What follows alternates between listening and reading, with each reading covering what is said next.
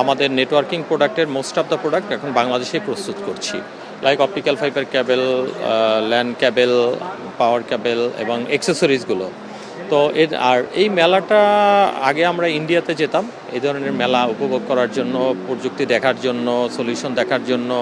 এখন আমরা এখানেই এই ধরনের প্রযুক্তি, প্রোডাক্ট সব কিছু আমরা বাংলাদেশের প্রস্তুতকৃত প্রোডাক্ট এবং ইম্পোর্টেড প্রোডাক্ট একই আমব্রেলার নিচে আমাদের কাস্টমার এবং আমরা যারা ইম্পোর্টার এবং ম্যানুফ্যাকচারার আছি এক জায়গাতেই তারা